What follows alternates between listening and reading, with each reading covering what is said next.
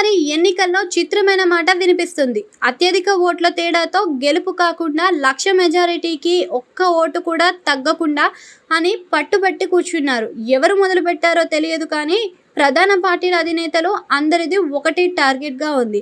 ఆ 1,00,000 మెజారిటీ సాధించడమే ఆ లక్ష్యం. 1,00,000 మెజారిటీ రావాలంటే ఎలా సాధ్యం అన్నది చూడాల్సి ఉంది. ప్రతి అసెంబ్లీ నియోజకవర్గంలో 2 లక్షలకు పైగానే ఓట్లు ఉంటాయి. ఇందులో 1,80,000 దాకా ఓట్లు పోలు అయినా అందులో 1,00,000 మెజారిటీ దక్కడం అంటే ప్రత్యర్థి పార్టీకి 30-40 వేల ఓట్లు మాత్రమే రావాలి.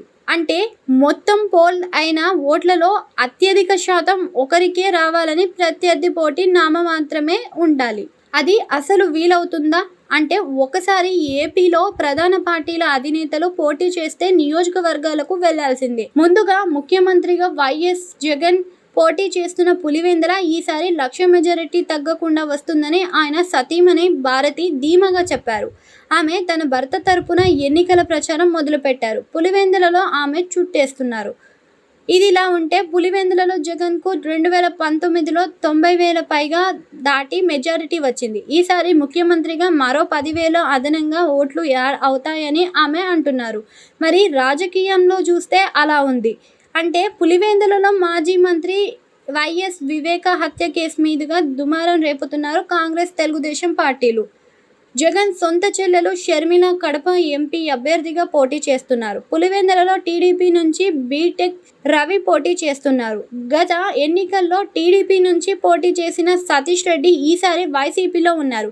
ఇక బీటెక్ రవి సత్తా చాటుతానని అంటున్నారు. ఈసారి జగన్ మెజారిటీ వీలైనంత వరకు తగ్గించాలని టీడీపీ చూస్తుంది. మరి 1,00,000 ఓట్లు కనుక జగన్కి దక్కితే మాత్రం రికార్డ్ క్రియేట్ చేసినట్లే అంటున్నారు. మాజీ సీఎం చంద్రబాబు కుప్పం తీసుకుంటున్నారు. ఈసారి 1,00,000 మెజారిటీ ఆయనే చంద్రబాబు కూడా చెబుతున్నారు. అయితే గత ఎన్నికలను చూసుకున్నట్టయితే ఆయన మెజారిటీ తగ్గుతూ వస్తుంది. ఆయన ఈసారి 8వసారి పోటీ చేస్తున్నారు.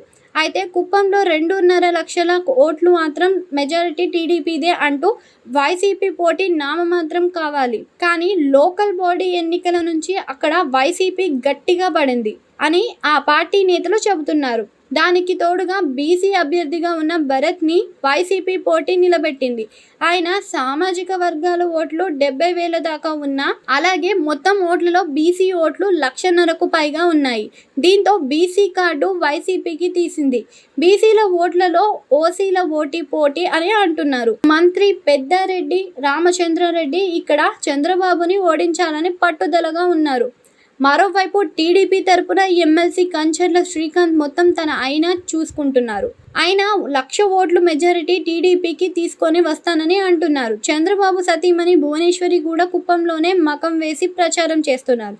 చంద్రబాబుకి 1,00,000 ఓట్లు వస్తాయని లేదా అనేది కూడా చూడాల్సిందే. మరో హాట్ సీటుగా పిఠాపురం ఉంది. ఇక్కడ 1,00,000 ఓట్లు పవన్ కి అని అంటున్నారు జనసేన అధినేతలు. ఇక్కడ మొత్తం ఓటర్లు 2,36,000 మంది దాకా ఉన్నారు. ఖచ్చితంగా పోల్ అయ్యేవి 1,80,000 దాకా అని లెక్కలు వేస్తున్నారు. మరోవైపు చూస్తే వైసీపీ నుంచి బలమైన నేతగా వంగ గీత ఉన్నారు. ఆమె సిట్టింగ్ ఎంపీగా ఉన్నారు. కాపులు 70,000 ఓట్లు పవన్కే అని టీడీపీ చెందిన మాజీ ఎమ్మెల్యే వర్మ అంటున్నారు. నాగబాబు అయితే పిఠాపురంలో పీట వేసుకొని మరీ కూర్చొని ఎన్నికల వ్యూహాలను రూపకల్పన చేస్తున్నారు. మరోవైపు చూస్తే వైసీపీకి మంచి బలంగానే ఉన్న వంగ గీత కూడా ఉన్నారు. ఆమె సిట్టింగ్ ఎంపీగా ఉన్నారు.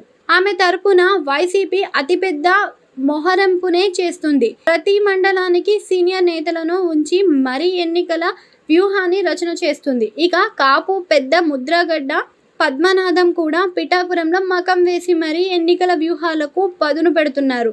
ఇక్కడ పవన్కి 1,00,000 మెజారిటీ వస్తే వార్ వన్ సైడ్ అయినట్లే. ఆ పరిస్థితి ఉందా లేదా అనేది చూడాల్సింది.